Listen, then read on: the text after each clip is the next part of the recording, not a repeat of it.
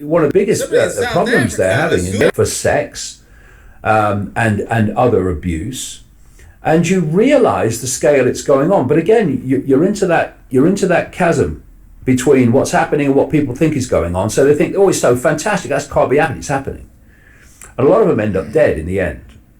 I was the one, of course, that came out in The Biggest Secret, which was published in 1998, and named Ted Heath as a paedophile Satanist, and of course it took 17 years for his name to then hit the public arena for the paedophilia, and this goes into the very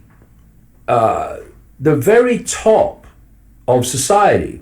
The ratio of paedophiles and Satanists in the upper echelons of the societal hierarchy is vastly greater in the general population. There's a lot in the general population, but in at the upper level, the ratio is ridiculous. And so you look at the Savile story, and it was that window.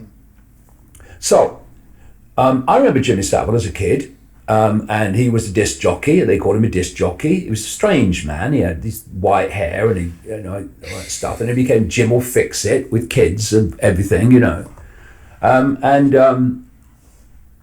he was a strange man. Then he kind of disappeared.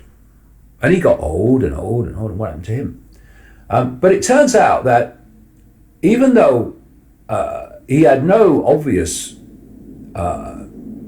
income stream after he dropped out of being a famous so-called entertainer, he had houses all over the place. He had loads of cars. He had a Bentley and all this stuff. Where's the money coming from? What was lost in the revelations about Jimmy Savile is the reason that he got away with it. He was a procurer of children for the rich and famous. That's how he got away with it. And they had to watch his back to watch their own. And so he would provide children for these rich and famous people. This is why he was on very friendly terms with Ted Heath. So then you look at the other area of that Savile story that's never been explored, which absolutely should be, and it is this. In Savile's own words, in the 1960s, Lord Mountbatten, a known paedophile, invites Savile, who's a disc jockey, into the heart of the British royal family. It's how he became a close friend of Prince Charles, a close friend for a long time until they fell out, of Prince Philip, and in the inner circle, including the Queen. Sorry, bang that. And he remained in that inner centre of the circle, the inner circle of the royal family, right up to his death, basically, and a friend of Charles right up to his death. And I met a lady. In fact, I met her in a house I lived in just down the road from here. She came over to the Isle of Wight, spoke to me for a long time, who was a long-time friend of Princess Diana, friend of hers for about 9 years. And she told me about Savile. She told me about Savile because Diana had told her, and she knew from other sources as well. And she described how when Diana was married to Charles, that Savile was always all around, all the time, and she thought he was sleazy and horrible and could stand it.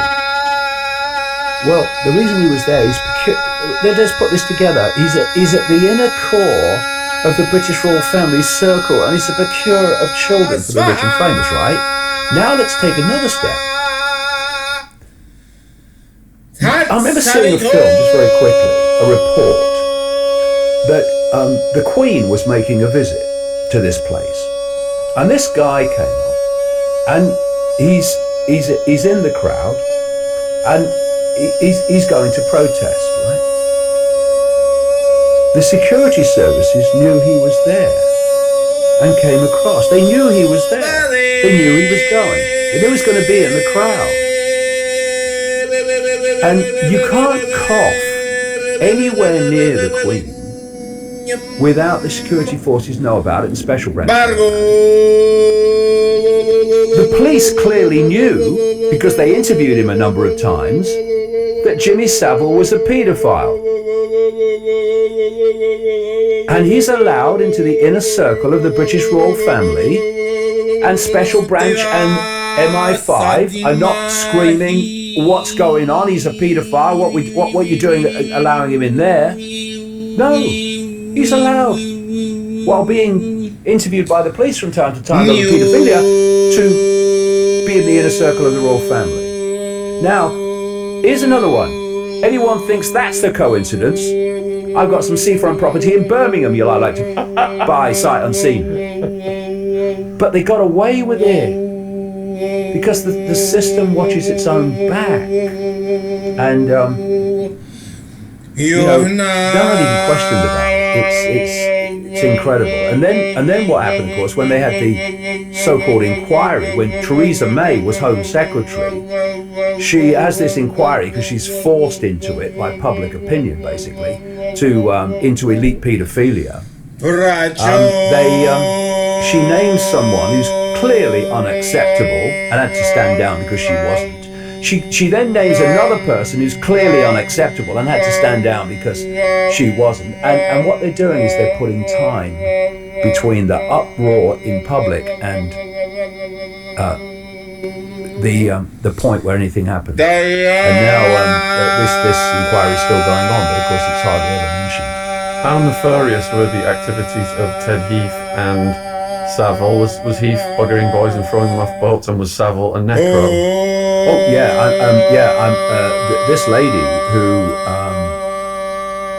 was Princess Diana's friend for 9 years, she told me that Savile was a necrophiliac, sex with dead bodies, etc.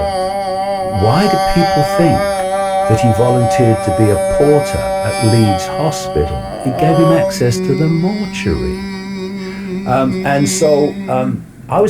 She told me that, and then it came out later publicly that he was a necrophiliac.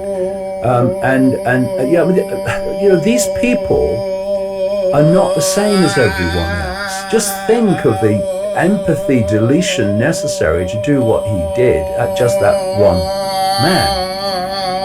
And Ted Heath, I was told about him by a series of people who, most of the people that Ted Heath abused, the children, they didn't survive. Because Ted Heath had a very famous face. The more people he abused who stayed alive, the dodgier it gets for his survival. And so they used to be killed, most of them. But I was told by a number of people, and it built up over a period of time, of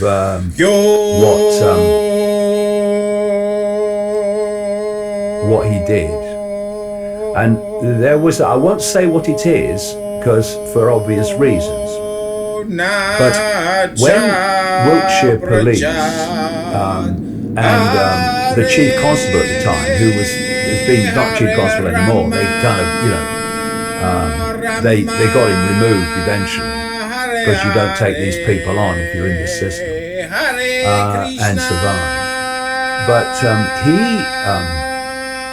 or the investigation team mentioned something when they were investigating Heath, that there was something that he did that was kind of,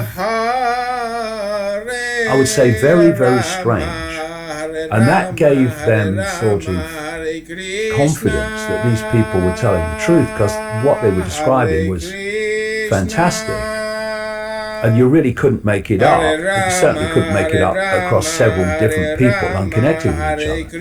Well, I know what that was, because I was told by some of these people who claimed to be abused by him what he did when he was abusing them, and you absolutely could not make it up. If you sat here for the next hour saying, is it this, is it that? I just say no every time, because you won't get it, because it's so fantastic. And that gave me confidence as well, because they were describing this particular way he did things that was so outrageous and yet incredibly consistent across all these people.